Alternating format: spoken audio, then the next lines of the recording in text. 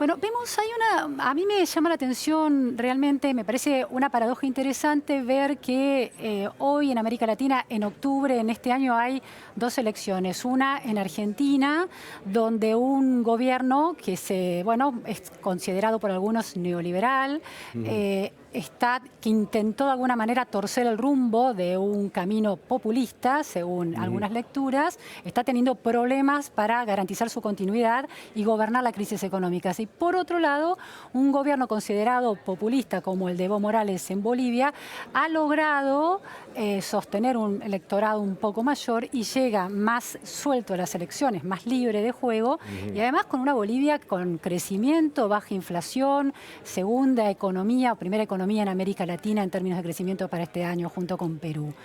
¿Cómo es esto que los marcos ideológicos no terminan de confirmar las predicciones económicas? Bueno, yo diría que en primer lugar también tenemos otra elección importante A en ver. Uruguay Ah, en claro, octubre, totalmente. en la cual probablemente de tener un buen candidato el Frente Amplio volvería a Ujú. triunfar. Eh, pero creo que muchas veces hiperideologizamos los argumentos y debiéramos ubicar el énfasis o el hincapié en otras dimensiones. Ujú. Si la dimensión, por ejemplo, fuese Eh, gobiernos, gestión, Sí. resultados y fenómenos políticos que atraviesan a los gobiernos, entonces lo que más vemos en la región es que las alternativas de rechazo, repudio, inconformidad con el gobierno de turno, cualquiera Sí. este fuese, Ujú. es mucho más fuerte y es un mejor indicador de un proceso electoral potencialmente de cambio. ¿Qué quiero decir A con ver. esto? Eh, la, Chile tenía un excelente candidato en la centroizquierda para suceder a Bachelet, Ujú. pero el repudio, el rechazo, el hastío, la necesidad de ver otra alternativa marcó mucho más ese proceso electoral y ganó Piñera. Claro. Más Eh, que la adhesión a Piñera sería. más que la adhesión ideológica fervorosa o Ujú. fuerte por Piñera. Claro. En México ya estaban cansados del PRI, del PAN, de la situación de violencia, de los niveles de corrupción, etcétera. Y López Obrador arma una coalición heterogénea, amplia, con sectores de izquierda, pero también con sectores tradicionales, y Sí. triunfa. Pero triunfa porque es de izquierda, triunfa porque es nacionalista, triunfa porque el gobierno de turno, Claro. hay ya un hastío, Claro. una saturación, una sensación Agotamiento. de agotamiento. Ujú. Entonces, si ese fuese nuestro eje, Sí.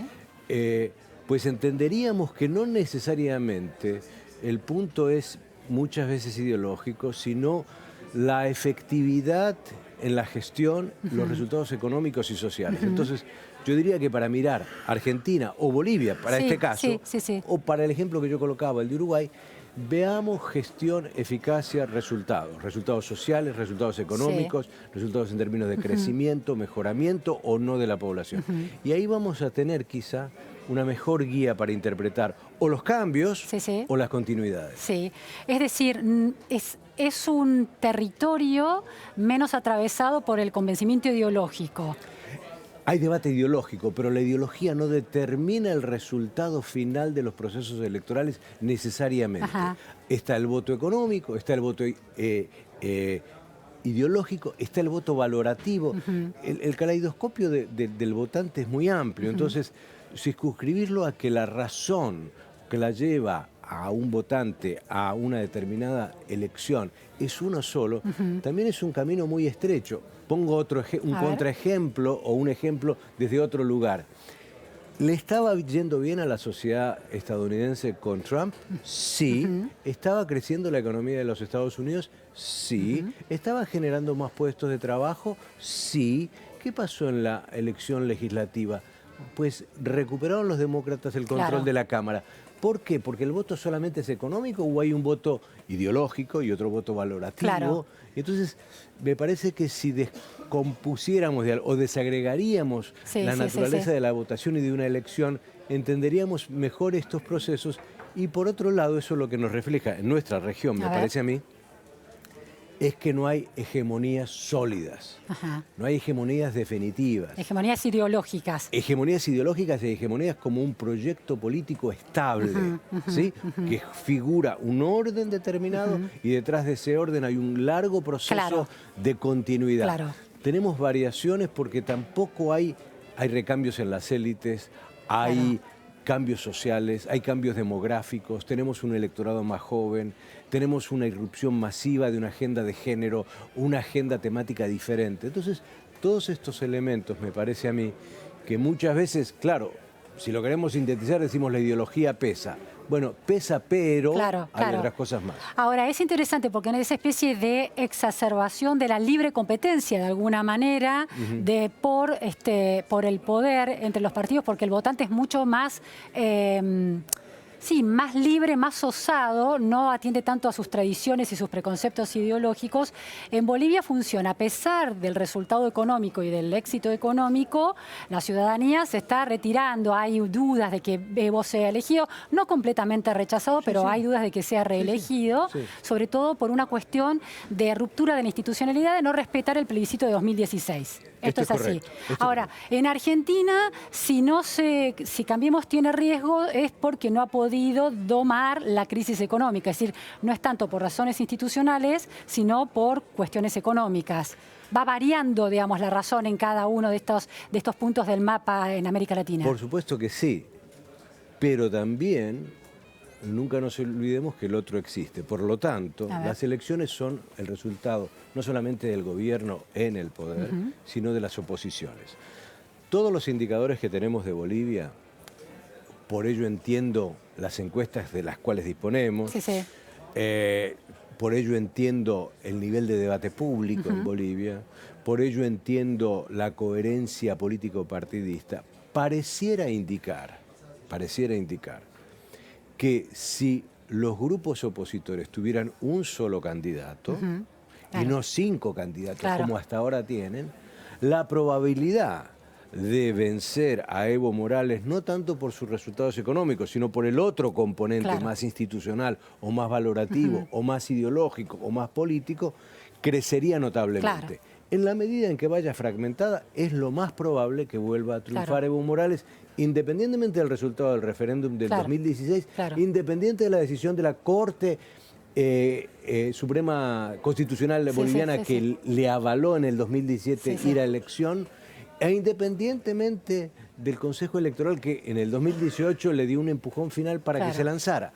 Entonces ahí no jugó tanto el tema, digamos, de los procesos políticos desde el lado del gobierno, sino más bien la constitución de la oposición. Y en Argentina tenemos en parte lo mismo. Es decir, en cualquier otro lugar de Occidente desarrollado, para ponerlo en otro espacio geográfico, el gobierno de Macri no tendría muchas chances de ser reelecto. ¿Por qué?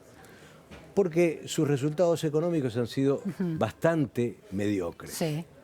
Y serán mediocres, no es que vayan a cambiar. Ahora, la probabilidad de que todavía sea competitivo obedece en parte a la falta de una oposición homogénea o amplia o heterogénea o lo suficientemente con capacidad de hacer que esa agenda económica pase a ser prioritaria para la elección del votante. Entonces, fragmentación. Entonces, a mí me parece que muchas veces también vemos las contiendas electorales en función del gobierno de turno. Pero como repito, el otro juega. ¿Cuáles son las coaliciones que se dan? ¿Cuáles son las posibilidades de triunfo de la oposición?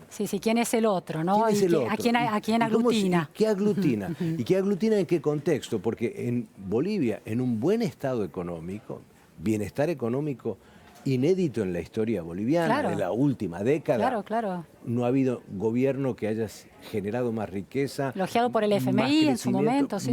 Tiene las reservas de su Banco Central, etc. Pero ahí está pesando más otro tema, el tema institucional, el tema ideológico, el tema político. ¿No? En Argentina, bueno, hoy está pesando el tema económico, el tema social, los efectos de la inflación, etcétera, etcétera. Juan Gabriel, ¿cómo es...? Uno ve, bueno, Bolivia en esas circunstancias, Argentina, Uruguay, es difícil trazar una línea común ideológica, una hegemonía ideológica. ¿Esto fue distinto en los años 90, en los años 2000? ¿Cómo funcionó la región? Yo diría que tuvimos dos grandes cortes. A ver. ¿Sí? Y los grandes cortes muchas veces están vinculados no solamente a las dinámicas domésticas, sino a las dinámicas internacionales. Claro. Los 90, el dato fundamental fue el fin de la Guerra Fría.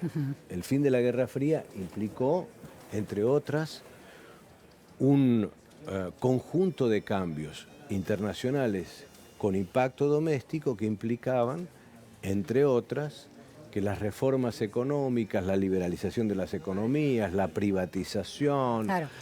un conjunto de prácticas de la novedad, que era el colapso de la Unión Soviética, fuera recibida, aceptada, homologada políticamente en procesos electorales. Claro.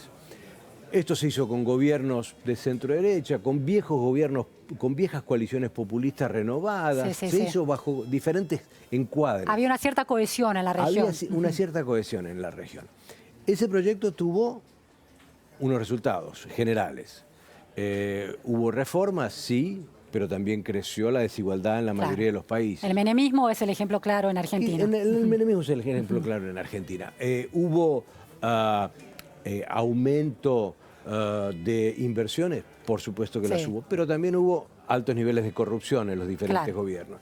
Entonces hubo claroscuros que dejaron al final de los 90 una situación, al menos en términos sociales, muy delicada para grandes grupos humanos. Viene la segunda parte, que es los 2000, y esto coincide con otro fenómeno internacional, y es que aquello que se veía muy gradualmente se convierte en algo más acelerado, que es el ascenso de China. El ascenso de China, un Estados Unidos que empieza a replegarse y a concentrarse básicamente en la guerra contra el terrorismo, los problemas de la economía de los Estados Unidos también cuentan, una China más asertiva, en general Occidente con problemas que van creciendo, la crisis del 2008 es un referente de eso. Y en la región eso también se expresa ideológicamente, es decir, el resurgimiento de proyectos de centroizquierda, progresistas, nacional populares, Pero etcétera. eso, Juan Gabriel, en respuesta a lo sucedido en los 90, pero no termino de ver la relación en relación al avance de China. ¿Cómo es eso? Esto tiene que ver con que el principal modelador de los 90, que es Estados Unidos y Occidente, entra en un proceso de franco repliegue. No es como el faro ideológico ni económico. Ni ya es económico. Y además las economías han mutado mucho para esa altura. China se ha convertido en un inversor importante. Hay también menos convicciones ideológicas de las virtudes de los 90, hay más cuestionamientos del neoliberalismo. Hay un retorno de cierto nacionalismo en los países. Entonces, esa conjunción, ahora avalada por la existencia de un otro, ya no es solamente Estados Unidos, sino es China, bueno, de alguna manera tiene un impacto doméstico que otra vez vuelve a rearticular nacionalmente nuevas alternativas. Como una oleada populista para algunos. Yo diría, a mí me genera particularmente mucho fastidio el término populismo, porque, como decía Isaiah Berlin, es un término que al final del día es muy confuso. Porque si yo tengo que poner ahí a Trump y a Maduro, si yo tengo que poner ahí a X y Z, y tengo que poner una experiencia europea y otra latinoamericana, y son distintas, y las quiero englobar demasiado, lo que voy a volver es una categoría tan descriptiva que me describa cualquier cosa. Claro, sí, ¿no? sí. Entonces, si describe cualquier cosa, no describe nada. Exactamente. Yo lo que diría es que tuvimos avances en todo este proceso, incluidos los 90, incluidos los 2000, importantes respecto a pasar de una democracia incipiente a una democracia que parecía más plural, ¿sí? Ahora, lo que encontramos en la segunda década de este siglo es un repliegue de la democracia, que es global también. En términos económicos e institucionales, la duda de que la democracia es efectiva para redistribuir las pujas de intereses, de poder, de recursos. Y entonces, ¿qué empiezan digamos, ¿qué empieza a aparecer como el debate? Bueno, la naturaleza y liberal de las democracias. Claro. Es decir, democracias que dejan de tener aquel componente liberal tradicional, que no avanzan hacia democracias más participativas e igualitarias, y tenemos procesos cada vez más híbridos, donde hay no hay un rechazo, pero hay un desconfort creciente con el estado de la democracia en el mundo. Y eso se refleja también en América Latina. Hubo una percepción durante años de que, por ejemplo, durante la gestión de Barack Obama, no miraba demasiado América Latina. Por lo menos hay una perspectiva que dice que hoy hay más atención a América Latina, por ejemplo, por la crisis venezolana, los intereses económicos en juego ahí, pero también en el caso de Argentina por el apoyo que Trump le da a Argentina en la negociación con el Fondo Monetario Internacional. Hay una reedición de la presencia de Estados Unidos en América Latina que ya no pasa por un control ideológico y es una presencia blanda, por ejemplo, de influencia en la refinanciación de deudas o la influencia en la obtención de financiamiento? Yo diría que aquí hay tres procesos que tenemos que ubicar la nueva mirada de Estados Unidos en la región, que no es más que el retorno del quien siempre estuvo, además, no es que hayamos dejado de tener a Estados Unidos. El primer punto, la primer clave de interpretación, me parece a mí, tiene que ver con el hecho de que el pasaje de la administración Obama a la administración Trump significó, en relación al tema China, un viraje trascendental. ¿Qué quiero decir con esto? Con Barack Obama, Estados Unidos combinaba competencia y cooperación con China. Grados de competencia, obviamente, pero también grados de cooperación. Con Trump lo que vemos es que el elemento competitivo y de disputa es más abierto, es más elocuente, es más claro en lo económico, en lo geopolítico, etc. Y los elementos de cooperación pasan a un segundo lugar. ¿Cómo se refleja esto en esta región?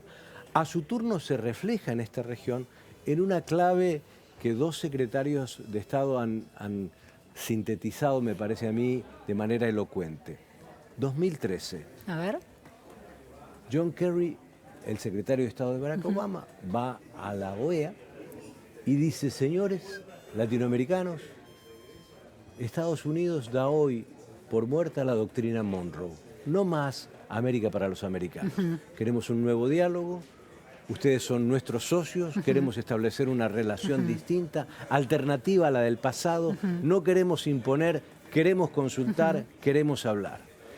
¿Qué dice Rex Tillerson antes de venir en su viaje a la Argentina y América Latina en 2018 en la Universidad de Texas? Dice: señores, Estados Unidos está dispuesto a revivir la doctrina Monroe, porque América para los americanos. Y dice: ¿cuál es el problema fundamental? Bueno, que aquí tenemos mucha interferencia de China y de Rusia. Entonces tenemos que revertir esa influencia, tenemos que sacarlos del área. Tienen demasiada influencia, uno geopolítica y lo otro económico. ¿Y cuál es la tercer clave donde ubicaría a Estados Unidos de vuelta en la región? El proceso electoral post-elección de noviembre del 2018, la reciente. ¿En qué sentido? En que ahora empieza a jugarse la contienda electoral dentro de los Estados Unidos. Y entonces algunos estados pasan a ser muy importantes. Uno de ellos es la Florida. Y si uno ve la importancia del voto latino, y dentro del voto latino, el voto cubano, el voto venezolano y el voto colombiano, y ve la actitud de Trump y su gestión de no a Venezuela, basta de Cuba, nos cansamos del proceso de paz en Colombia, nos da una señal de que también está eso concebido en clave de la política doméstica de los Estados Unidos. Interesante. Y de su política electoral. Entonces, este retorno a América Latina, en el caso de Venezuela, porque a su vez, por primera vez, después de la crisis de los misiles del 2001, después de la guerra de las Malvinas del 82, por primera vez, esta región está en la alta política internacional. Porque en Venezuela se resuelven contiendas geopolíticas mucho más ambiciosas. donde entra también Rusia, sobre el que vamos a hablar también otro día. ¿Cómo no? Muchísimas gracias, Juan Gabriel, por esta precisión, volverle a dar precisión a este mapa geopolítico en América Latina. Gracias a ti. Gracias. Vamos ahora a nuestro móvil con Jerónimo Mura, que está en San Martín. Hay novedades en torno al caso del médico que mató a un ladrón. Suelto, lo felicito. Tengan sabiendo que él es portador de 3 armas. Con una 9 milímetros mató a mi hijo. Le quedan 2.38. Sigue matando, va a seguir siendo un dador de vida, va a ser un santo, va a ser un inocente. ¿Por qué? Porque tiene una chapa en la matrícula. Esta es la Argentina que quiere justicia por mano propia. Entonces le digo a la gente que se acerca a Cataldo que ande